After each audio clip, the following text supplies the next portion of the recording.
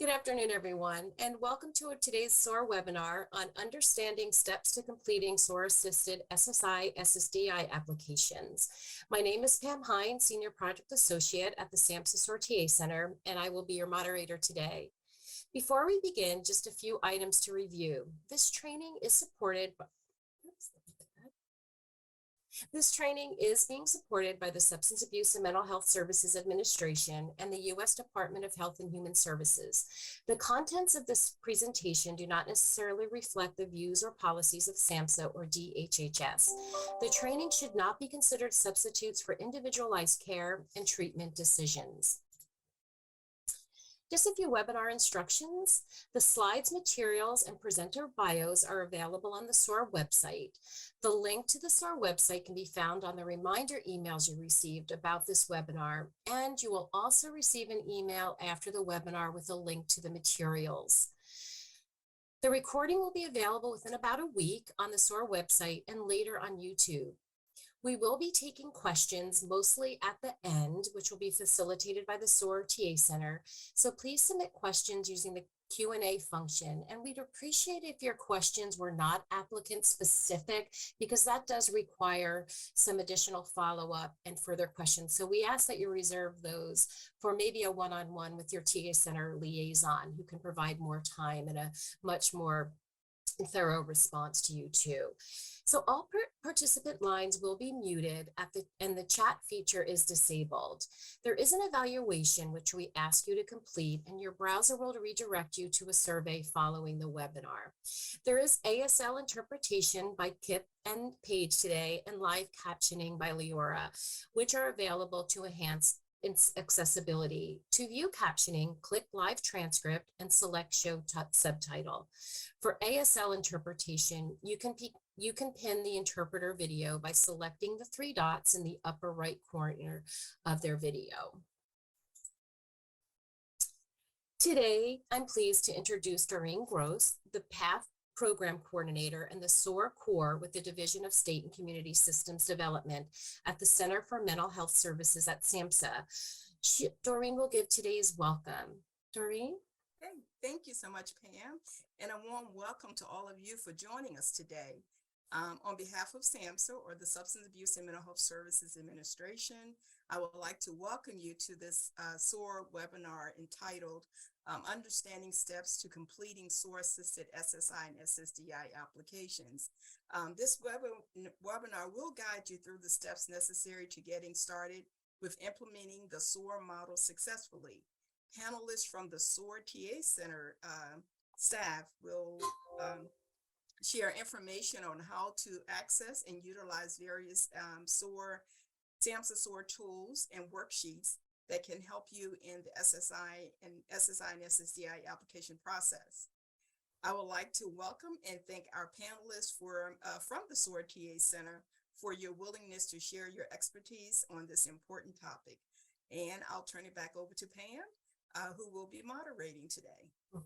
Thanks so much, Doreen, for your support of this webinar. So the purpose and objective. So by the end of the webinar, we hope that you'll be able to learn how to access and utilize our SOAR tools and worksheets to help you really get started with completing SOAR-assisted claims and understand why it's important to create and implement a SOAR process between your SSA and DDS office. And finally, discover best practices through hearing our panelists today with getting started with submitting quality and complete SOAR-assisted SSI and SSDI application. So as Doreen said, our panelists today are all from the SAMHSA SOAR TA Center, and each have experience leading SOAR in their communities, but also submitting winning quality SOAR-assisted applications. So they are going to be sharing their best practices also on how they were able to submit quality applications. So we have Amanda Starkey, who's a project associate too, in addition to Abby Kirkman, who's the assistant director at the SAMHSA SOAR TA Center, as well as Sumitra Pokoto, who's also a project associate too at the SAMHSA TA Center. So you can read more about their bios on the SOAR website. And again, we will have Q&A facilitated at the end by this TA Center staff, who will take your additional questions that you have. So this is a tool that is available on the SOAR website, and the panelists today will be going through this step by step, literally, with how to complete SOAR applications. And as a reminder, this is to be used after you complete the SOAR online course. So it is our assumption that most of you on this call today have completed the course and you're ready to get started using the SOAR model after identifying applicants. So again, this is a tool that we're going to be talking about today, and it is available on the SOAR website. But keep in mind that this is a national tool, so many of your states and communities do have a SOAR process in place. So you want to check to see how these steps may have been tweaked a little bit to really represent how SOAR claims are actually filed in your locality. So you want to make sure you check after the webinar today, especially if you are unsure. So again, as I said, this is to be completed after you have taken the online course, and the document is handy because it provides live links to all the SSA forms that you need, in addition to the SOAR worksheets that are in blue. And you can also find this in the application toolbox on the SOAR Works website. So you're going to find this very handy on multiple levels, and actually get to the forms that you need and other worksheets that will really help you organize your effort and get applications submitted more efficiently as well. So I'm going to hand it over now to Amanda, who's going to start at step 1. Amanda? Thank you, Pam. All right, so let's start at step 1 of the SOAR-assisted application process. And step 1 starts with receiving a referral for SOAR services. So this really is going to depend on what your agency's preferences are. Some agencies only take internal referrals for folks who are already being served by the agency. Others take outside referrals from agencies within the larger community. But we have a tool, whether it's an in-agency referral or an outside referral. The SOAR referral tool is a really great form that you can have anyone who's making referrals fill out prior to sending a potential applicant over to you, so that you can have some background information to make an informed decision about how to move forward with the referral. So check out that SOAR referral tool on the SOAR Works website. Once you get the referral, you will want to track it in a SOAR referral tracking worksheet. So again, it's in blue. That means that we have this resource available for you on the SOAR Works website. It is an Excel spreadsheet that helps you triage referrals and decide what the disposition is going to be. It also helps keep track of contact sources for the referrals, so that you can follow up with a referral source if you have questions about the potential applicant. Okay, so you'll get the referral, you'll read through it with the basic information provided on it about the applicant, and then you can use the identifying SOAR applicants document and SSA's listing of impairments to decide what your next steps with the applicant should be. So if the applicant has disabling conditions listed on the referral and they meet program criteria for SOAR within your agency, it's helpful to have a follow-up call with the applicant or even have a meeting with the applicant to complete a form called the SSA 3288, and that's the request for information. So when you fill out this form, you can send it to the local Social Security office, and they can tell you whether the applicant has any prior or pending claims, because you don't want to get started on an application and then find out halfway through the process that the applicant has had a pending claim all along. So it's helpful to submit this form to Social Security before you agree to start working on the SOAR model with the applicant, so that you know if they've applied in the past, what the reasons for any unfavorable decisions were in the past, or if they have any pending applications already in process. You can fax this to your I don't think you can fax it to your local SSA office anymore because they do not want to receive forms by fax. So we need to change this slide. But you can get this to your local SOAR homeless or the homeless coordinator at your local Social Security field office to help get the information needed. If you can't meet with the applicant and you don't have time to get the form submitted or the resources to do that, if the applicant is with you, you can call Social Security's 800 number to find out about if they have any pending claims. So once you reviewed the referral information and you know that the applicant does not have a pending claim, it's appropriate to move on to the next step, and that is to set up an intake meeting with the applicant. So we have another tool called the SOAR initial meeting worksheet, and you can use this to work through an intake to gather information about the applicant, all of the information you'll need to help them access their accounts on Social Security, and also gather information about any conditions they have, reasons why they're not able to work at substantial gainful activity level, and help them gather information about medications they're taking and treatment sources. Once you complete the initial meeting worksheet, you're going to have the applicant sign agency releases for all of the collateral sources that you talked about during the intake. So if they say, well, I stay in touch with my mom, or I have a brother that knows a lot about what my history is like, it's good to get a release signed so that if you lose contact with the applicant, you'll be able to follow up with someone who's familiar with them that can help you get back in touch with them. Also, other collateral sources like employers can help provide really valuable information about the applicant's symptoms and their work history. So in addition to having them sign agency releases for collateral sources, you're going to have them sign 2 releases for each treatment provider. So that's each mental health and physical health treatment provider.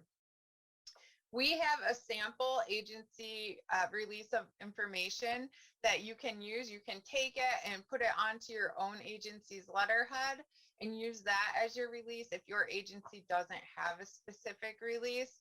Otherwise, you can use your own agency's release of information. The second release form is called the SSA 827, which you all are probably familiar with. This is a form that allows, that has the applicant give permission to share their records with Social Security. So as part of the initial, the intake, you will fill out that initial meeting worksheet and complete and have the applicant sign releases for all collateral sources and all mental and physical health treatment providers. Another part of the intake is to have the applicant sign the SSA 1696. That's the appointment of representative.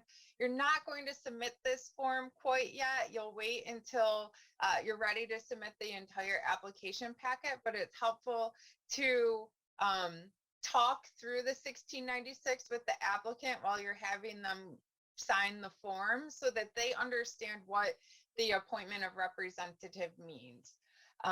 That it is giving you permission to speak with Social Security on the applicant's behalf and represent them in terms of submitting their Social Security disability application. It's really important for the applicant to have a clear understanding about what the form covers and what it does not cover as far as what you're agreeing to as their appointed representative.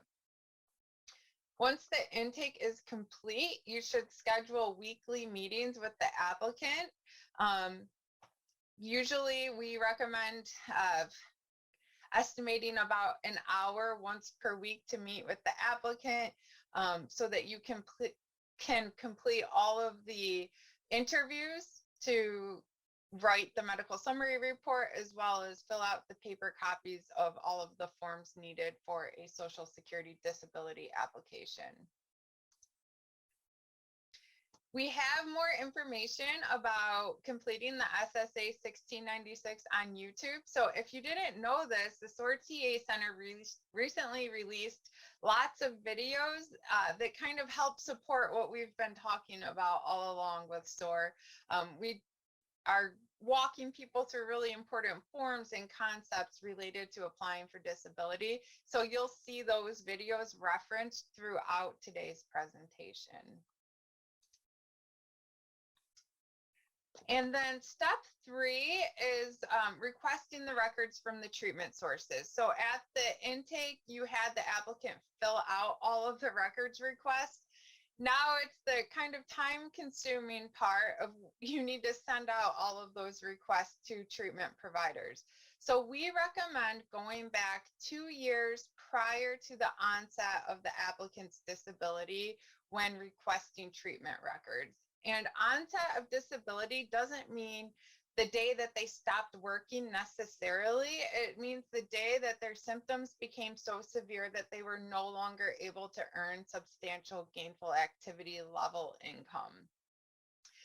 You can also request older records if you think they'll have information that supports an earlier onset of a disability. For example, if you're working with a young adult who was had a lot of mental health treatment as a teenager, it could be helpful to request those records further back so that you can illustrate the progression of the adult symptoms from their childhood until now when they're applying for benefits. So once you determine which treatment sources you're going to request records from, you need to send a records request packet to each of the sources. And that consists of a cover letter, which we have on our SOARworks website. Again, you can just copy and paste this cover letter onto your agency's letterhead. Your agency release of information that you had the applicant sign at the intake appointment, and also the SSA 827 that you had the applicant sign at the intake appointment. Once you submit those records requests to the agencies, you can track them in a SOAR tool called the Medical Records Tracking Spreadsheet.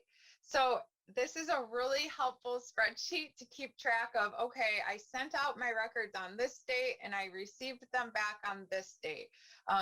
It really helps you keep an eye on how long it's taking you to get records and which records you're still waiting for to have your complete application packet ready to submit. We recommend following up with the records department after 1 week if you haven't received your records yet from the day you sent the release.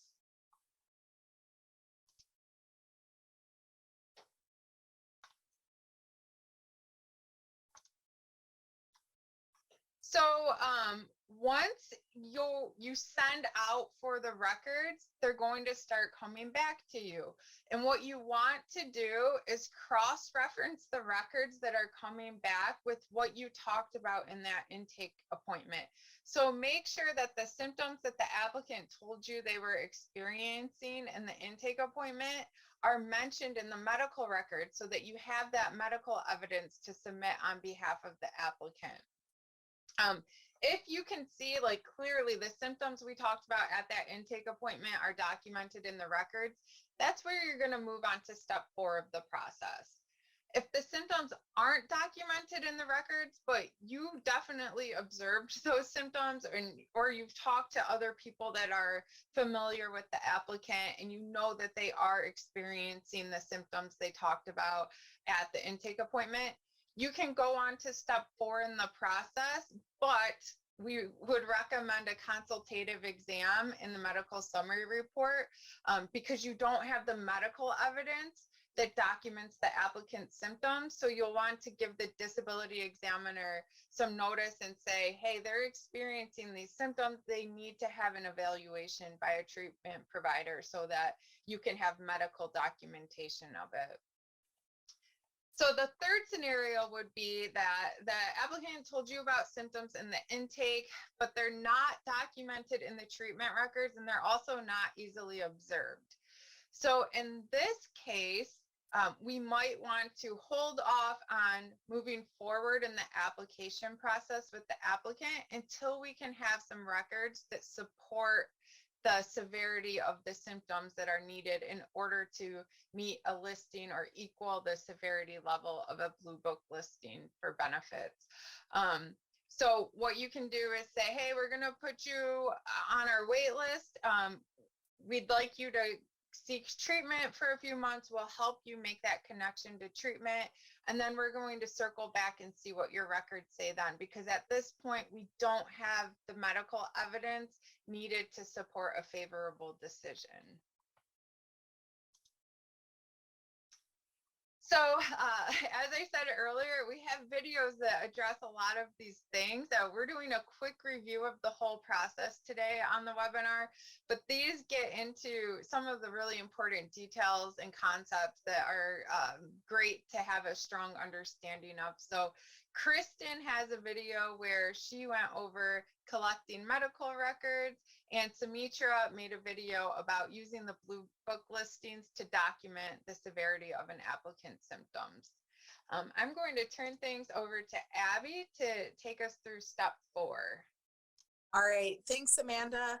So step 4 in the process is one of the most crucial parts to ensuring that you are set up to do a good and solid SOAR application. So step 4 is all about establishing the applicant's protective filing date. And the protective filing date is the first time that you are going to notify the Social Security Administration that you intend to apply for disability benefits. Now, there are many ways that you can set the applicant's protective filing date, but our recommended way is to set the applicant's protective filing date online and then stop at that reentry number.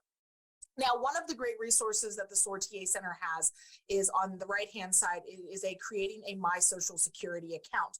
And it's a flow chart that explains when and how you would go about creating a My Social Security account for the applicant. My Social Security accounts are going to come into play here because the Social Security Administration would like everyone who has the ability to manage a My Social Security account to have one, as that is the way that you can set a protective filing date. You can request replacement Social Security cards.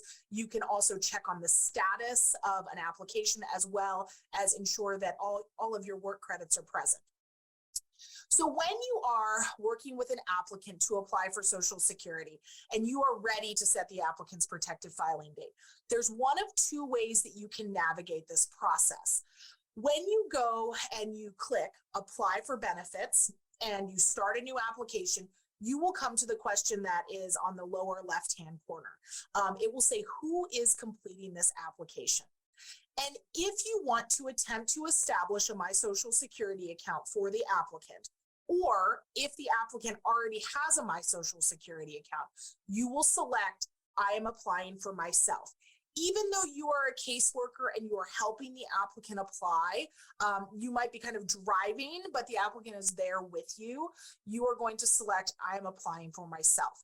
At that point, you are going to either assist the applicant in creating a My Social Security account, or they are going to log into the one that they've already created. Now, this is done via id.me or login.gov. Once you have logged in or created that My Social Security account, you are then going to input basic information and you are going to stop at that reentry number. Now, we understand that many folks have a hard time establishing a My Social Security account. And this is a reminder that the My Social Security account is intended for the applicant and the applicant only. You as the SOAR trained caseworker should not know the password, the email address associated with it, and there should not be a common email address or anything like that. The applicant is not capable of that, or they do not have the ability to log in or successfully create a My Social Security account. You can absolutely still set the applicant's protective filing date online. So again, the second option would be you haven't been able to create or log into a My Social Security account. This is what we're going to do. You would log in, you would again select apply for benefits, start a new application. But this time you're going to select, I am helping someone apply who is not with me and therefore cannot sign at this time. And by doing that, you are going to bypass the need to create a My Social Security account. What this creates is an unauthenticated application. So when the full application is submitted, you will receive a paper form, and the applicant will receive a paper form in the mail, and they will be required to sign it. But this still allows you to set the applicant's protective filing date online. And again, setting it online is what we recommend, because if not, and you have interactions with Social Security prior to this, whether it be a phone or in person, it can sometimes mess with the time frame. So once you have either established a My Social Security account, logged in, or you've selected I am helping someone who is not with me, you will then provide basic information about the applicant, the date that they became unable to work, and then you will get to this reentry number. It is so very imperative that you stop at this reentry number and exit. From that point, you will then have 60 days to complete the claim. So you want to mark your calendar as to when the end of that 60 days is. But again, so important that you stop at this reentry number, because if you go even one page beyond this, even if you didn't submit a completed application, Social Security will consider this a lead, and they will reach out to your applicant, and the 60 days has been voided. So if you want to have those 60 days that SOAR has established for the completion of the application, again, it's incredibly imperative that you stop at that reentry number. Write it down, print it out, put it in your applicant's case file, and you won't need to access this number again until the end of the 60 days when you go back in and complete the application. We have another video, like Amanda was saying, that walks through how you establish an applicant's protective filing date on or embedded within the SOAR online course. Setting the applicant's protective filing date, like I said, is such a crucial part. And as you're doing your first couple applications, we really want to set you up for success with this. So we strongly recommend that before you set your first, second, or even 10th protective filing date, you go ahead and review the online course, and particularly review this video, which walks you through, again, how to successfully do that. So once you've established the applicant's protective filing date and you have the 60 days, you are going to be working on a lot of things. Amanda very clearly laid out how you are going to collect the applicant's medical records using that compound release. And during these 60 days, you are going to be following up with the medical providers. I wish that we could say that many medical records providers get back to us as soon as possible, but they are very busy. So many times you will need to follow up with them to make sure that the medical documentation is coming in. Once you get that medical documentation in and you read it, you may actually lead you to request more records. But throughout this 60 days, you are meeting with the applicant regularly. How often you meet with this applicant will probably depend on how big of an area you cover, the accessibility you have with them, the outreach that's needed to be done. But you will be meeting with them very regularly over the course of these 60 days. And you are going to be working with them on the medical summary report. And what I mean by that is you are going to be interviewing the applicant. Soon, Sumitra is going to be going over the medical summary report, but we want to make sure that you're very familiar with the MSR interview guide and template. We do not expect you to sit there and interview and read the applicant these questions from the 11-page document, but the more you become familiar with this, you can talk with the applicant about various aspects that you will address in the MSR. I used to always like to talk with my applicants. We'd catch up for a little bit. Maybe we would complete an SSA form, and then we would talk about their legal history, or we talk about some things from their childhood or their substance use issues. Make it comfortable for them, but becoming familiar with that MSR interview guide and template will help you as you're meeting with the applicant over the course of these 60 days. So this is also where we are talking about the checklist to initial claims and really focusing on other types of forms that will need to be submitted.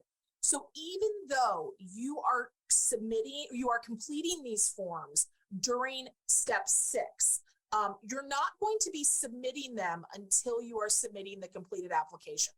So many of these forms you're getting prepped, you're getting them ready for the final submission. And then some of them we know will be submitted online. So we won't be doing them until the end of the 60 days, but we want to use the forms as a worksheet to ensure that all the information is there. So completing these SSA forms with the applicant over this 60-day period is crucial. You will complete with them the SSA 8000, which is the application for SSI. If applicable, the work history report. And then you will also talk with them about the adult functioning report, which can oftentimes be a request from DDS directly, but you can get ahead of that. You will also use the 16 and the 3368 as a worksheet so that you can gather all the information that you will eventually input into the online portion, which we'll discuss in a couple more steps. All right, and with that, I'm going to hand it off to Samitra to take you through the medical summary report. Great, thank you, Abby. Okay, so as we continue on to step 7 really kind of focuses on completing the medical summary report. And I'm sure that many of you on this call, or most of you, have passed the SOAR online course. So this won't necessarily be a review of the medical summary report, but I do just want to make sure that I emphasize and remind you that writing a medical summary report is a critical component of the SOAR process. And you know, your application packet really isn't considered complete, or at least a complete SOAR-assisted packet, if you don't have a medical summary report included. So as Abby mentioned, on our website, there is a SOAR interviewing guide and template. So within that document, it lays out the template that you can just kind of copy and paste onto your agency's letterhead and input the information as needed. So just in terms of, you know, that interviewing guide and template will, you know, along with the template, it does give you sample questions and things like that that you would want to ask in order to be able to pull out the functional information that you need. And the reason I like to make sure that I point that out is that, you want SOAR providers, SOAR trained providers want to be mindful that the medical summary report really, in terms of what it is just overall, it's really a letter to that DDS examiner, providing them supplemental information to help demonstrate how severely limited your applicant's functioning is. While collecting medical records are extremely important, and they are a critical component as well, oftentimes what gets left out of claims is information related to functioning. So yes, here's this person's diagnosis, but how does it impact them in their daily lives? How are we showing that it's severe? Right? So think of the medical summary report as your opportunity to provide that information to be able to show that. A common example that I often like to give is a true story. One time I was helping 2 applicants at the same time, both on paper on their medical records diagnosed with, seizures and epilepsy.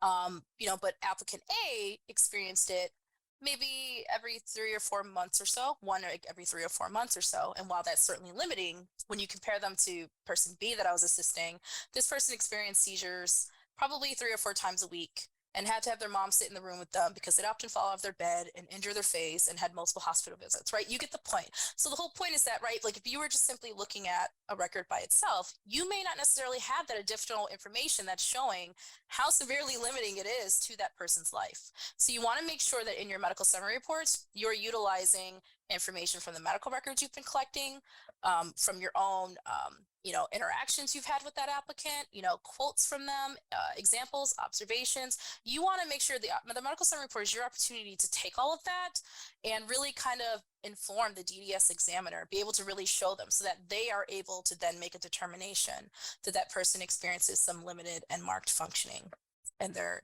day-to-day life. So, once you've kind of gotten through those forms that Abby and Amanda have been talking about, you want to focus on finishing up writing the MSR.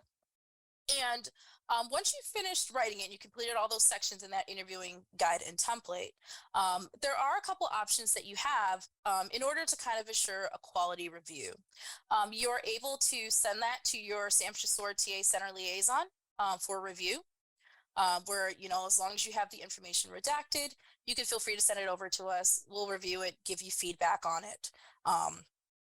So once you're at a place where you feel, confident in your medical summary report, we definitely encourage you to send that final MSR to your applicant's treatment provider for their review and a co-signature. And obtaining a co-signature on those medical summary reports is also a SOAR critical component. The significance of obtaining that co-signature is that it raises that having that signature on it raises the MSR from being collateral information to now being medical evidence. So it gives it a much higher weight. SOAR providers, you do want to be mindful that SSA does have a list of who they consider to be acceptable medical sources. And so you want to make sure that that document is being signed by an acceptable medical source. A common question often that we get is, can, a licensed social worker sign off on it? Can a licensed mental health counselor sign off on it? While we certainly value the work that they do, and while that information is helpful, they are not at this time included on that list of acceptable medical sources. So SOAR providers will want to be mindful of which licenses are, and you can obtain that on the Social Security website. So once you've sent that to them once you've sent it to the provider for that review and that co-signature, plan for at least a 1 week turnaround time for obtaining that co-signature. And one thing that I like to recommend as well is that, I know, when I do SOAR claims, I like to try to establish that relationship right up front with the provider to let them know that I'm there to, how I'm there assisting the person, that I may be writing this, medical summary report, if we accept them as a client, and that I will likely be asking them, to be able to review that report and sign as appropriate. So I recommend really kind of planting those seeds early on in that relationship, in terms of working with that person and their medical provider. And also too, in terms of the medical summary report, I know for many newly trained SOAR providers, it can really seem a bit intimidating and scary. And just really the whole overall process of applying for benefits can seem time consuming. But I definitely want to show you, encourage you to make sure that you are completing this critical piece, because really putting forth the initial effort for an earlier, more successful outcome, it might seem difficult, but it is certainly worth the effort. I remember I was talking to someone from one of the states that I'm a liaison to, and, we were just kind of talking about this process in general and SOAR and like non-SOAR claims and things like that. And she was kind of saying like, yeah, I love SOAR. It's great. I'm on board with it. It's just, I'm trying to convince myself like why I want to do this. And she was saying, our agency, we've been able to, I think it was like 50 people, set up for like appointments to apply and things like that. And I'm like, oh, that's great. Like, what do the outcomes look like? Because I'm genuinely curious, right? And, she paused for a second and she said, okay, well, admittedly, it's a big fat zero, right?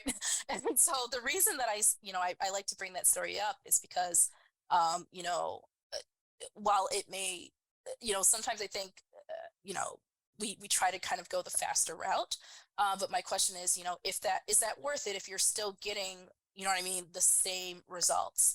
And that, simply kind of putting forth that initial effort, like I mentioned, right, to really make a good claim, really do those critical components to ensure that you have the quality information that needs to be there, makes that a much more worthwhile effort. And programs with higher outcomes submit medical summary reports and show overall fidelity to the model in general. All right. So once you've got all your pieces, right? Once you've got all of the forms that we've gone over, once you've got your medical summary report completed, it's time to get this thing submitted. So in terms of what that process looks like. So the first thing that you're going to want to do is you're going to want to take that re-entry number that Abby talked about when you first started the process. You first went to that online disability benefits application online, and you got that reentry number and you stopped, right? So now what you want to do is you want to take that number, log back in, and you're going to be completing the SSA 16 and the SSA 3368 online. Now, as you recall, like Abby stated, you would already have all of the information that you need to go ahead and submit that, because you would have filled out the paper 16 and 3368 to be able to use as a worksheet. Now, friendly reminder, you want to make sure that you're submitting that online disability application within 60 days of setting that protective filing date, right? Otherwise, you lose that date. So also be mindful that the applicant must be present with you to click that submit button.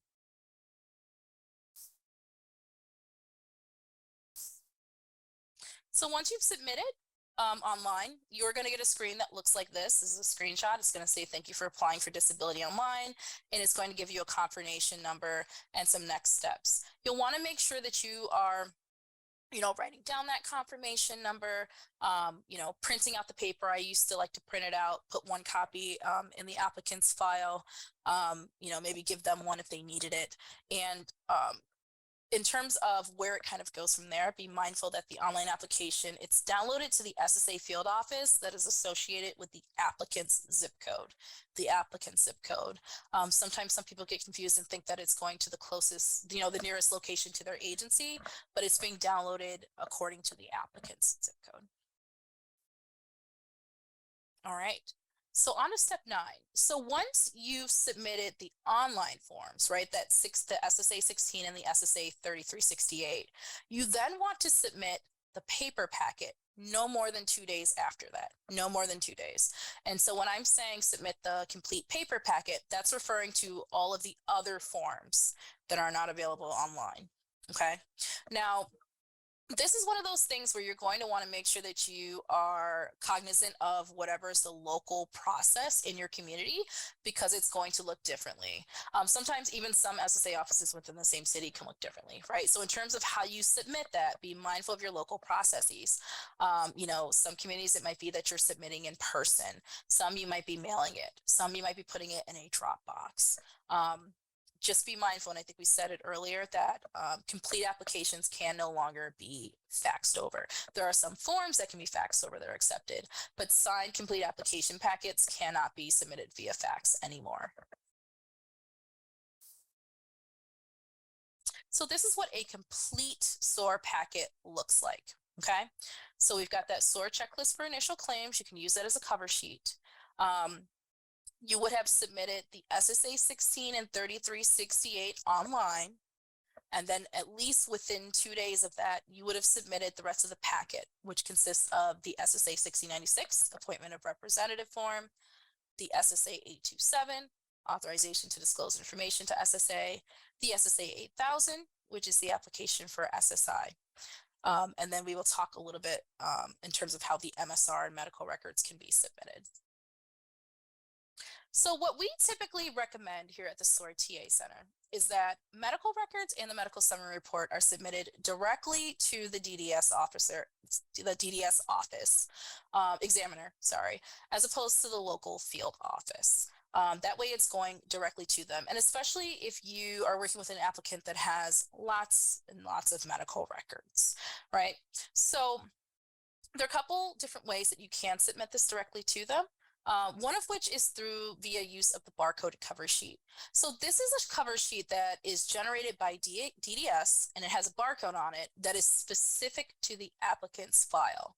So that means anytime you are submitting something to DDS, you have that barcode sheet over it. That way it scans right into that applicant's file. If you don't have that barcode, it's likely being delayed. That information is being delayed to get to DDS, okay? So in terms of requesting that barcoded cover sheet, oftentimes it's something that just comes in the mail. But if you do not have that, or the applicant does not have that, you can certainly reach out to either your DDS liaison, if you have one in your community, or if you're not sure of who that is, reach out to your TA Center liaison and we can assist you with that.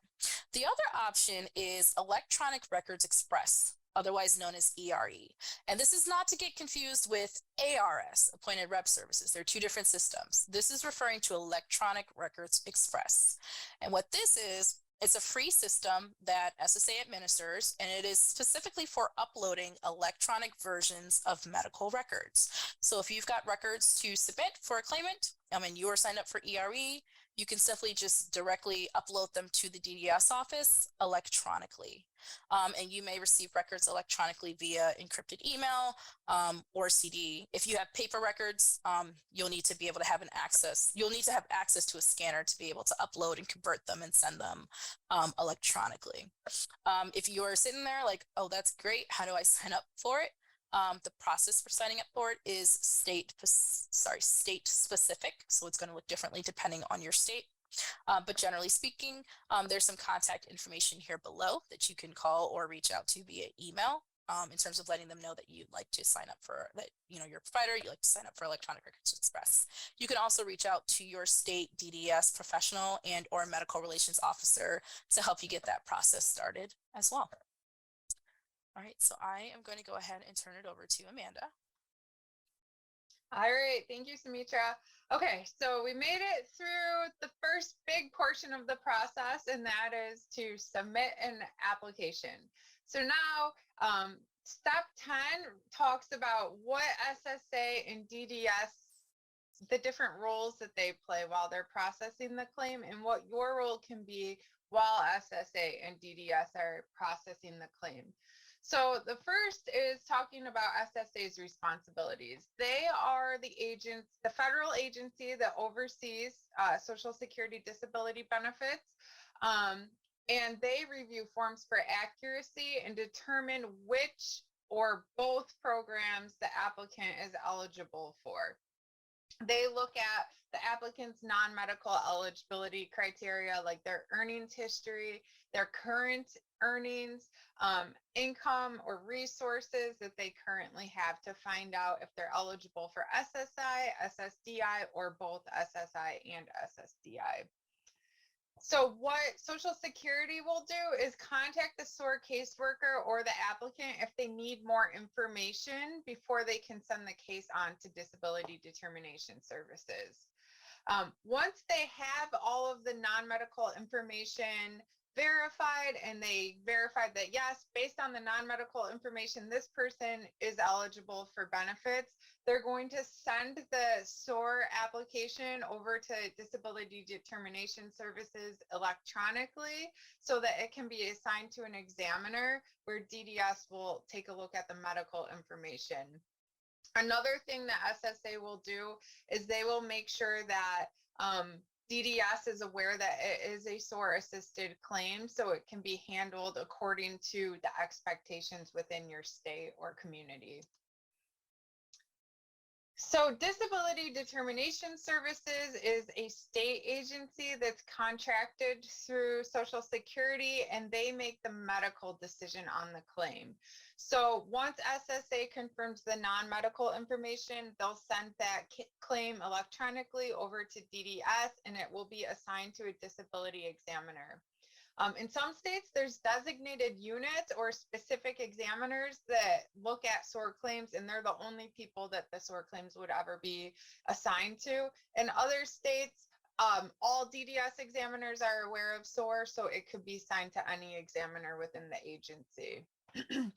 So the first thing the DDS examiner will do when they get assigned a SOAR-assisted application is fax over or send in the mail a barcoded cover sheet for the SOAR caseworker to submit their medical records and the medical summary report. Once they start receiving the applicant's medical records and the MSR, they're going to review every single page of documentation about the applicant, and they'll also request additional records if it's necessary. Once they've read that, they'll decide whether they still need more information to make a decision about the applicant's disability. So they may schedule a consultative exam if it's deemed necessary. And then finally, once DDS has all of the information they need to make a decision on the claim, they will make the medical determination and send the case back to Social Security to notify the applicant. So what are your responsibilities as a SOAR caseworker while the case is pending with Social Security and Disability Determination Services? So the first is make sure that you have contact information for both entities for whoever is processing the claim. So you'll want to find out who the SSA claim specialist is that is assigned to your claim. Usually it's a SOAR designated claim specialist, and you can get that information from your TA center liaison or your state team lead if you need it. And then find out who your Disability Determination Services examiner is and stay in contact. I like to have follow-up calls every 2 weeks just to check in to see how the application was going and if they were waiting on any records, if there was anything I could do to help make their jobs easier, or to help get evidence to support the claim. Once the case is transferred to DDS, the SOAR provider is responsible for using either electronic records express or using that barcoded fax cover sheet to submit all of the medical records to disability determination services. If you sent in those records more than 60 days ago and you haven't heard anything, it's a good time to follow up with the DDS examiner to find out if they need any more information to help make a decision on the case. And then the next kind of role or responsibility of a SOAR provider once the case is at DDS is help the applicant make it to their consultative exam if one is scheduled. It's a really crucial role. A lot of times people who are clearly eligible for benefits get denied because they weren't able to make it till their consultative exam and there wasn't communication with DDS about rescheduling an exam. So it's really helpful when a SOAR provider can make arrangements to make sure that the applicant confirms their appointment for a consultative exam and that they attend their appointment as well. All right, so Abby's going to tell you what to do when a decision is made. All right, thanks, Amanda. So once a decision has been received, and hopefully it is an approval, especially after all the work that has been done, once the claimant is approved, one of two things will happen. They will either immediately be put into pay status, or what we call a PERC appointment, or a pre-effectuation review contact may be needed to confirm information. This is why we try to provide all of the information up front, but sometimes a PERC appointment will be needed to confirm addresses, make sure nothing's changed, and if a representative payee is needed at that time. So if DDS determines that a representative payee is needed, at this time, the applicant and their assigned representative payee will need to attend an in-person appointment to get that all set up. Now, we've had some questions in the chat about representative payees, and it will be very different in each individual communities as to the availability of representative payees. Hopefully, there is a friend or family member that could potentially serve as that. If not, hopefully an agency may be able to be linked, whether by you as a SOAR trained caseworker or via Social Security, who could assist with this, because we hope that someone's pay status would not be held up by that. And as a SOAR caseworker, if you do feel that a representative payee is needed, this is something that you can express via your medical summary report by talking about their functioning and their limited function. So once an approval has occurred and perhaps a PERC appointment, the applicant will be put into pay status. Now, if an applicant is denied, and we do understand that sometimes this occurs, you will receive a denial letter explaining why the applicant was denied, whether they felt their disability was not severe enough, if they felt that they could do other work. And at that point, that's when you want to review the denial notice and either you yourself as a SOAR trained caseworker, begin the reconsideration process, which is the first step in the appeals process, or connect them with a legal aid provider or someone else who can support them during this process. Now, we won't get into the appeal side of it today, but if you do choose to appeal the decision, you will want to make sure that you provide additional evidence to show that the applicant's claim has worsened in this time, and additional and updated information. I just also too want to point out that once we've submitted the application to SSA, DDS makes the medical determination, and then it returns to SSA, which makes those notifications. Throughout this time, as SOAR trained caseworkers and the applicant's 1696 representative, we hope that you are communicating regularly with the SSA claims representative and the DDS adjudicator assigned to the case, so that there's never a question in your mind of where the applicant's case is in progress. All right, and I'm going to hand off to Sumitra for the final step. Thanks, Abby. So once you get your decision, hopefully it's an approval and you're doing your SOAR happy dance and you're smiling. But whether it's an approval or a denial, SOAR providers definitely want to track their outcomes. The system that we use to be able to do that is the online application tracking system, otherwise known as OAT. And I know some of you may be sitting there like, oh no, another system to enter into, but OAT is not a case management system. You're not entering any information about like the actual applicant or following along. You are simply entering what is the decision you received on that claim.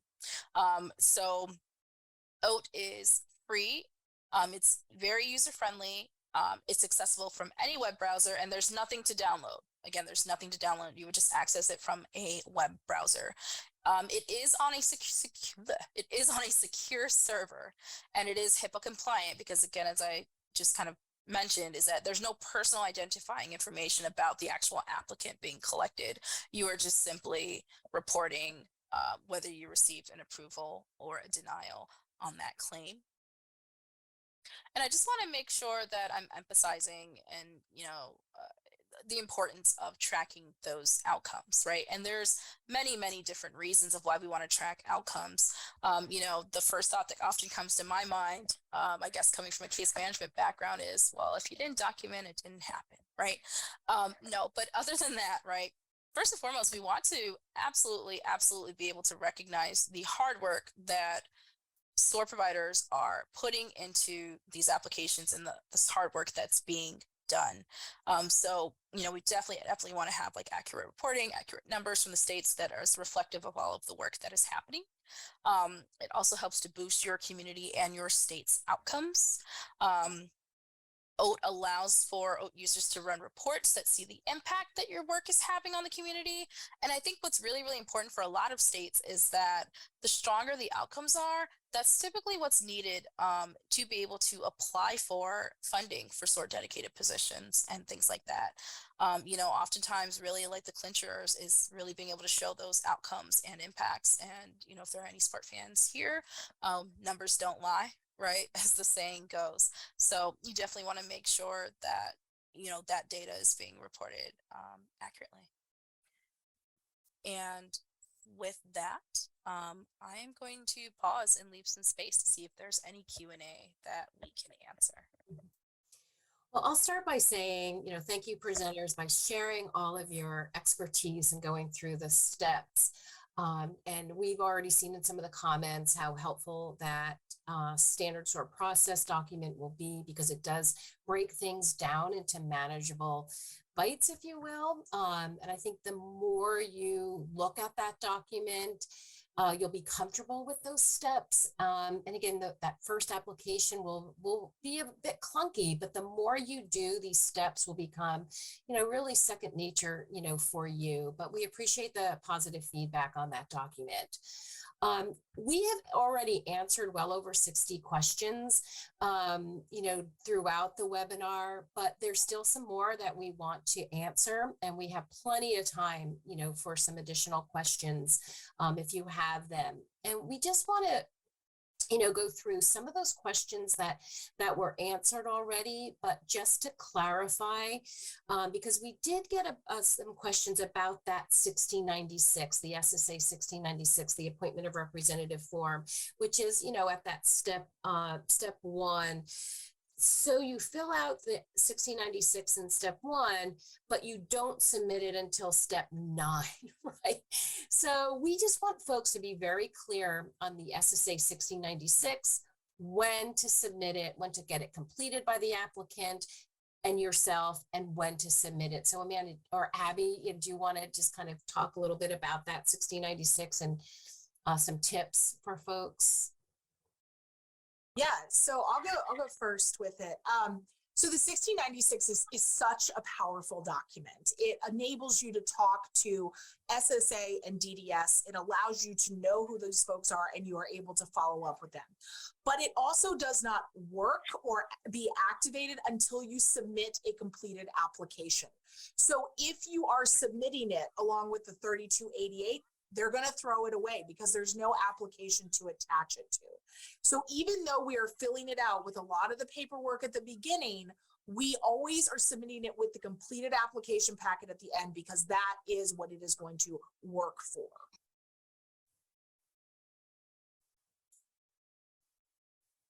Great. I think that'll help people understand that it needs to be attached to an application or else Social Security will dispose of it. So you want it to be attached to a completed application so that it's properly entered into the system by SSA.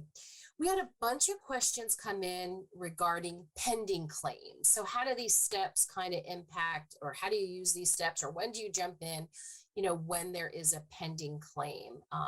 So I'm going to just kind of throw that, to all panelists, like any suggestions on how the SOAR model can be utilized, for pending claims. I can answer that one. So you can use the SOAR model at any step in the process. It's really helpful to start with the initial application because if you're anything like me, you like to have control over how things go. So you have control over the application from the first contact with Social Security through submission. But that doesn't mean you can't step in and help somebody who's already submitted an application. What you could do is sign the 1696. Still gather evidence so that you can write a medical summary report for the applicant, still maintain that contact with Social Security and DDS and help them make it to a consultative exam. So while you might not do the application completion part of the application using the SOAR model for a pending claim, you can do all the other parts like helping the DDS examiner collect medical records and definitely writing that medical summary report so that they can have the full picture of what's been going on in the applicant's life that has led them to the point where they're at of needing to apply for disability benefits. Does anyone else want to add on to that? Good advice, Amanda. So we also had many questions come in about your local SSA field office not knowing about SOAR, never heard about SOAR. So we just wanted to kind of get an idea because we did address that. Part of this webinar is showing you the importance of establishing a SOAR process, developing those relationships with your SSA offices and the state DDS offices. So can you talk a little bit about that, how you can really get SOAR known within your SSA, area? I could, oh, sorry, did I cut you off, Abby? Nice to meet you. Why don't you start? I can start off, and if you want to add anything onto that, Abby. So this can sometimes be common in areas where maybe there hasn't been a lot of SOAR activity, or maybe there hasn't been SOAR activity in a while. The important thing to note is that that doesn't necessarily stop you from being able to still submit SOAR-assisted claims. So you still want to make sure that you are going through that process, that you are putting together quality claims. And oftentimes what we found, right, because really it's about establishing and building those relationships with your local office. And as you continue to turn in these quality claims, right, they are going to definitely take an interest in like, oh, this is SOAR. What is this? Let's talk more about that. And oftentimes, in our communities that do have those established relationships already, that really like they were established from these little like seeds from the ground up. So while that is common, it shouldn't really be a hindrance for you to still be able to follow the SOAR model and submit applications. And if you do find that there is, just kind of difficulty in being able to make contact at all with the office, that's where you want to either link up with either your local lead, your state team lead, or your TA center liaison. And Abby, I don't know if you want to add anything on to that. No, I think you did a great, you hit it on the head when you said submitting quality applications is the way to get it known. Social Security supports SOAR from the top down. However, that does not mean that they are always going to know what you are talking about when you are sitting across from them. But saying it is a complete application, I think it's incredibly important, like Sumitra was saying, to remember that SOAR is not a type of application. It is components, and we are using what Social Security has given us to submit complete and quality applications. And with that quality comes a higher likelihood of approval and a quicker turnaround time. Great. It's kind of along the same lines of a question came in, is there a contact person at each local Social Security office that works directly with SOAR clients? And we know that no, there may not be a contact person, but you may have a reliable email or, a phone number with an extension where they can work with your SOAR client. So just wanted to kind of throw it out there to see, in your experience, if there is not a contact person at your local office, what should you do to make sure that SOAR assisted claim is processed? Yeah, so I'll jump in here. We have to also remember that SOAR claims are a very small portion of the claims that SSA gets every day. So unless you are an area or an office that is processing hundreds of SOAR claims on a very regular basis, they might not have a specific person who you can talk to who is just doing SOAR claims. When that is the case, you want to work with the claims representative at SSA and the adjudicator at DDS who is assigned to your applicant's claim, and let them know that my name is Abby. I'm a SOAR trained caseworker. You don't know what SOAR is? That's totally fine. It's a complete application. Here's everything I've provided. And I'm available to liaise between you and my applicant that we're working with to help us get all the information you need to make a decision. Polite persistence, being positive, and really working within the bounds that SSA has provided by giving them complete applications is really key. Great. Thanks, Abby. So we did get a bunch of questions on the later steps, particularly pertaining to that medical summary report, which is great. This has to do with medical providers that are hesitant to sign the MSR and may not understand why they're being asked to sign it. Are you able to summarize how to explain to a provider what they are signing and why they are signing it? And we do have a document for that, which we can put in the chat, but I just wanted to throw it out. Samitra, do you want to talk about that? I know your presentation covered. I can hop in. I could start it off. Yes. So sometimes you do experience hesitancy among medical providers with signing the medical summary report, but oftentimes the reason for that is simply because they aren't familiar with it or what they're being asked to do. Right. And so oftentimes, I mean, it's really kind of more of a matter of just having these conversations with them about, I think a lot where the confusion comes in is they think that they are being asked to make the determination of whether someone's disabled or not. But that's not what we're asking, right? We're asking them to simply review and sign that, they agree that the information that we've presented about this person's functional impairments based off of their existing medical evidence, that they agree with that, right? So that's really what they're being asked to do. And I found that oftentimes just having that conversation can be helpful. And I think I mentioned it earlier, but just some little kind of like tips and tricks that tricks sounds bad, but like tips that I've learned along the way. I mentioned this one earlier, but I truly think like starting those conversations early.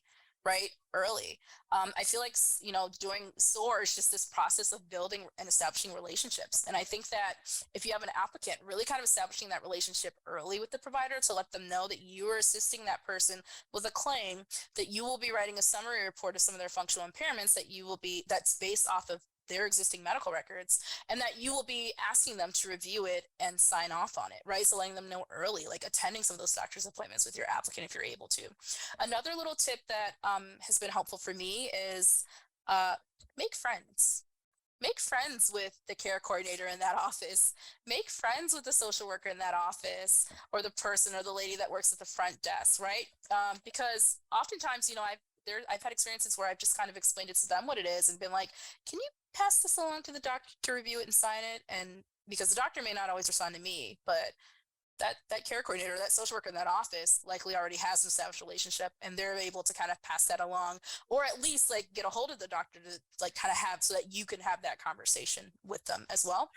And then my last little kind of tip is, if appropriate, kind of get the applicant, involved, like really let them know how important it is. And, if they're seeing that provider on a regular basis, have them mention it to the provider that you will likely be reaching out and things like that. So really, like I said, what the commonality here is kind of like building those little relationships to be able to kind of help make that a little bit easier. And I don't know if anybody wants to add anything else onto that. Thanks, Samitra. Yeah, just a couple of comments again, and observations. This has all been very helpful. The whole process stresses me out. Thank you for doing this. And I think that's the reason we want to really help make this more manageable for you. But just imagine how an applicant who applies on their own with no support whatsoever feels going into an office, not knowing what Social Security expects, what is really needed to help them be successful. So it is very stressful all around, but also hopefully you're learning by just looking at the panelists, the support that you have through the TA Center, but also hopefully through your local SOAR initiatives. But if you don't have a local lead or a SOAR initiative, reach out to your TA Center liaison who can really help you, again, with that first application, and help with that outreach to your SSA offices to establish that contact. We're really here to help you make this process actually very rewarding and enjoyable, for you as well. But we understand that your first application will cause some stress in you. Any other tips and tricks, Amitra, like anything else you want to share, how you felt doing your first application? Often not having this document, you were doing applications when you didn't have these steps broken down for you, to follow and have links to the forms and such. Any tips for folks? Yeah, just kind of piggybacking off of you, Pam. I think a lot of it is like, especially if you're from an area like I was, where there's been some sort of activity, but not a lot. And I think a lot of it is like kind of recognizing what supports are out there available to you. If you're in an area where there is SOAR activity, certainly linking up with someone who's submitted, applications before and kind of shadowing them, whether it's, linking up with a local lead and having a conversation or having someone do quality review. Or if you're in an area where, there's not a lot of SOAR activity, it's really easy to feel alone. But I think like recognizing that you have us here in the TA Center, like once you're trained, you're SOAR trained, like you're stuck with us. It's never going to be okay, great, see ya. So just recognizing that you have all of the support and reaching out, and we love having these conversations every single day. So just reach out. We'd be glad to help. Yeah, just again, going back to the earlier steps with that SSA 1696, the representation form, the question is, do you need a rep ID when submitting SOAR application? So Abby, do you want to take that? Sure. So this is a somewhat complex question, and this would be used for folks that are really doing a good amount of applications. So overall, you do not need a representative ID, a 1699, in order to submit your 1696. Now, many states are using the 1699 and becoming appointed representatives, and it has allowed them to more easily connect their 1696. Now, I know we've had in the chat some folks that are running into issues. If this is something you're interested in or would like to learn more about, please reach out to your SOAR state team lead and your SOAR TA Center liaison to discuss this further. But overall, the 1696 is the key document that we really want to focus on. And we are getting some more state-specific lists and asking for actual contact names and numbers and things like that. So reach out to your liaison. If you have a local lead, but start with your liaison. We're here to really help you know if there is a contact list for your area. Likely there is one. So reach out to us. We're not going to be obviously, sharing that here, but reach out to your liaison. We can email you a name, provide an e-introduction. If we know who that field office liaison is, maybe we can make that introduction on your behalf to make it smoother for you, doing your outreach. And a bunch of questions about, we said earlier when you took the course, it should be kind of understood that using the SOAR model is for individuals who are either homeless or at risk of homelessness. And we do have a document that really talks about that more. What does that at risk mean? And how do we, Social Security, identify individuals who are literally homeless and those differences. But the SOAR model is to be used for applicants who are homeless at risk. Does anyone really want to talk about that? This may come up as you begin the initial interviews, or you do get a referral for somebody, and how to determine that. Yeah, so someone experiencing homelessness means they meet HUD's definition of homelessness through the Hearth Act. So they don't have a fixed, regular safe place to stay at night. So that would cover someone that is staying in a car or in a shelter or couch surfing or living outside. Anyone or has an eviction notice and is has 10 days to leave the premises, or even someone in a domestic violence situation. Those are considered literally experiencing homelessness because those people do not have a safe place to stay. That is meant for habitation. So the other type of living arrangement that can qualify for SOAR services is at risk of homelessness. And this is a much wider umbrella of who fits into the at risk category. So people that are receiving assistance through a grant funded housing program are considered at risk of homelessness, because if that funding went away tomorrow, they wouldn't be able to pay for their housing anymore. So they're at risk. People who are living with a family member, but the family member says, you know, this isn't a permanent situation. We can let you stay here while you're waiting on a decision, but then you're either going to have to start paying your share of the rent or you're going to have to move out, because they are not earning enough money to pay for their own safe and permanent housing. So they're at risk of homelessness. So a lot of people who need to apply for disability benefits meet the at-risk criteria because they're not earning substantial income that would be able to pay for their housing. So of course, if somebody is in a comfortable living arrangement, they're not even at risk of homelessness at all, say they have a spouse that makes a significant amount of income, you wouldn't need to use the SOAR model and label a claim SOAR. That would be a little bit misleading. That person isn't really at risk of homelessness. But you could still use aspects of the SOAR model and just not label it SOAR. So you could still provide the same application assistance without writing SOAR in the remarks section. But as far as at risk, it includes anyone who is not earning enough money to pay for their own safe housing.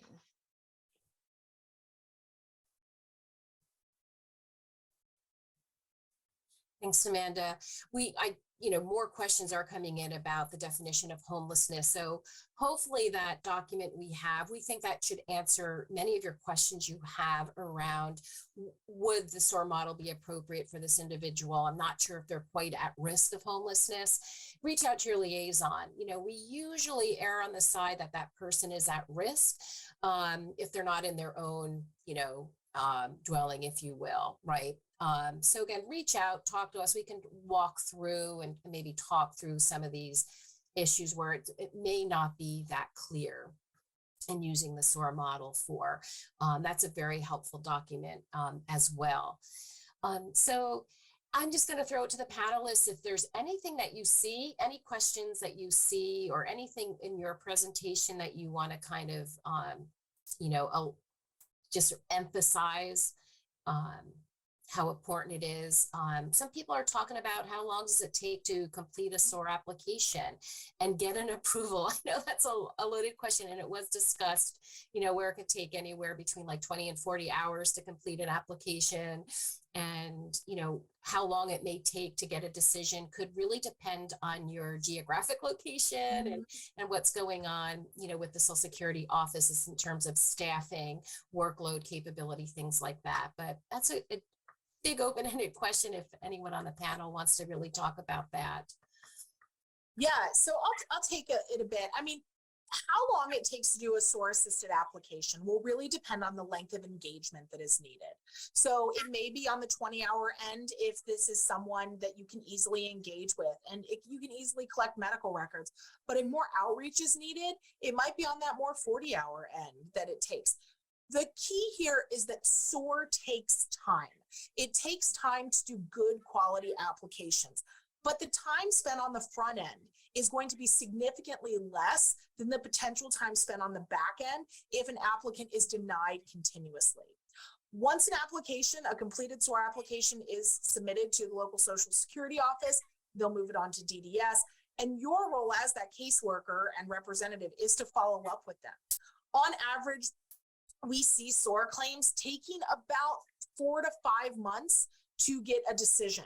That is not always the case in every community, and it's going to be very community and state specific.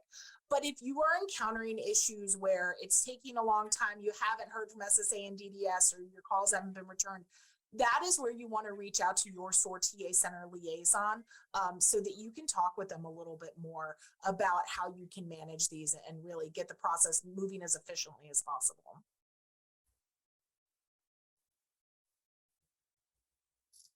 So Pam, there was a question that I was hoping I could address regarding the 8,000. So someone asked about, are we always going to submit the completed 8,000 with our completed application packet? They referenced the ISSI or the phone interview. And overall, we always want to submit the completed SSA 8,000 with that application packet. Because the ISSI claim, which is incorporated into the online portion of the disability application, is very subjective as to who can complete it, and it's also a deferred application. So by completing that SSA 8,000 and submitting that, we're making sure that SSA is getting all the information up front. And if nothing has changed, perhaps a perk appointment won't be necessary. Again, talk with your TA Center liaison if these processes are a little bit different or you want to amend them, but overall, we always recommend submitting that. Great. Yeah, and we have a question here. You know, it seems very basic, but it could be, you know, something that can complicate an application. Oftentimes, SSA asks for a social security number. Is that number required to be eligible to apply for SSI and SSDI? And yes, an individual does need to have a social security number. And again, if you're having any issues with that, if the person doesn't have a social security number, you might want to contact Social Security to get them a social security number. And again, this can be done online as well, but you want to make sure that that person is does have a social security number to be able to apply, you know, for benefits. And if I'm wrong, if somebody on the panel wants to kind of chime in, but it's my understanding that a person does need a social security number to apply for SSI benefits. Bunch of questions about the appeal process. So in chat, we did put a link to our appeals toolkit and some resources for appealing decisions and how to use the SOAR model for certainly that first level of appeal reconsideration that we talked about already. So just kind of direct you to some of those resources that are available online, you know, as well. Some folks are asking about how to get some forms, and this document does have active links to SSA forms. They're also available, you know, on the SOAR website. Here is our resources page. So you're going to be able to access, you know, all the tools, resources, Social Security forms here. And we at the TA Center, I think mostly Susie, does update when Social Security, and they frequently do update a Social Security form. That is the form that you're required to use. So to make sure you're using the most updated form, we recommend not saving those, you know, to locally, you know, on your computer if you save them electronically. Rather, you know, when you're doing a SOAR application, you know, make sure that you're checking this, you know, the SOAR website, the SSA website too, you know, to make sure that you're using the most current version of that form. Because if you're using an older version, that may hold up your claim getting processed at the local Social Security office. So that's why we make all of this available to you on our SOAR website. And we recommend that you bookmark the website. Many questions that, you know, we answered, gosh, how many questions? 125 questions were answered. But there were some, again, state-specific questions. Direct them to your TA Center liaison for a more, you know, thoughtful, you know, appropriate response. But we, you know, definitely want you to, you know, use the tools that have been created to make this a less stressful process for you and the applicant as well. Oh, here's a question that came in that I think is really handy. Working with an applicant on a SOAR application who is not located near you. Can't remember for sure. But are some of the SSA forms required to be wet signatures? So I think we talked about that a little bit, about wet signatures now. We can definitely take that again. And it's just a lot of questions in here. Are three-way phone calls with SSA and DDS even possible? Yes, I think conference calls are really great when the applicant is with you so that SSA can attest, maybe do a verbal attestation that person's with you, and that may be helpful as well. So again, does somebody want to take the question about wet signatures and Social Security's policy now on wet signatures? Go ahead, Amanda. Well, so Social Security is, they recognized like that they needed to keep up with changes in technology and ease of access to services. So they even are using Microsoft Teams to do video conferencing with applicants now. And a lot of times if they're taking the information over the phone from the applicant, they can confirm it in the application and then send something in the mail with a postmarked envelope so that the applicant can send back wet signatures. So I would definitely talk to your TA center liaison about working with people remotely when applying for disability benefits, because there are some nuances to the process. For the most part, you'll follow what we talked about today, but it won't be exactly the same. And that's a really great opportunity to connect with your TA center liaison so we can walk you through what some of the differences might look like when you're helping someone who isn't physically with you apply for benefits.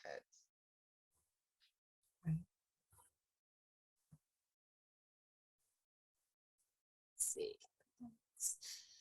So we do have a lot of the links in chat, and you should be, seeing most of the responses, to the questions. So everything is available to you.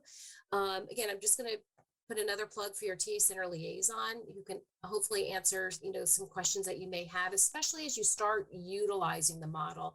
You may have just completed the course and you haven't quite started utilizing the model. But once you identify an applicant who you would like to use the SOAR model, and you're struggling a little bit, reach out to your TA Center liaison, who can certainly be helpful, to you. Pam, I can take a question. So we received a couple questions from folks that say, SOAR sounds wonderful, and is there funding for this, or how can we get some funding? I highly recommend reviewing the funding and sustainability section of the SOAR-Works website. That has a number of just examples and avenues for how not only folks have successfully gained funding, and this is kind of talking to more of the structural agencies that are interested in this, but also how agencies have been able to allocate staff time. We have a hiring and supervisors guide that talk about how SOAR trained caseworkers are very different from traditional caseworkers and how the role is different and how this really is a specialized task, and how I think, as we've seen through this webinar, time is needed to complete good quality applications. And obviously we have lots of support for it. The SOAR-Works website is chock full of resources that we really recommend reviewing whenever possible. And of course, like Pam said, reaching out to us or the SOAR mailbox directly. And make sure you, sign up for the SOAR email list if you haven't already, and this way you'll get, registration links to webinars and our e-news and other events that we hold throughout the year too, so that you can put these on your calendar. So really, encourage you to do that if you haven't already. And we're pretty much at the end of our time together. I just again want to encourage you to take the evaluation at the end. It really helps us, with other webinars that we're doing. So ask you to fill out that evaluation. And again, just want to thank the panelists for giving your time and your expertise and being available, to your SOAR communities as well. So just want to thank you for that. So again, please reach out to your liaison, your local SOAR programs. We're here to support you in your efforts. And again, please don't hesitate to reach out. And thanks again to everyone, and look forward to, our next webinar, which will be in February, on the topic of using SOAR with older adults, and look for registration information to come soon about that as well. So again, I just want to thank everyone. I want to thank our ASL interpreters and our closed captioner today for making this webinar more accessible, for folks. So again, thanks very much and keep soaring. Bye now.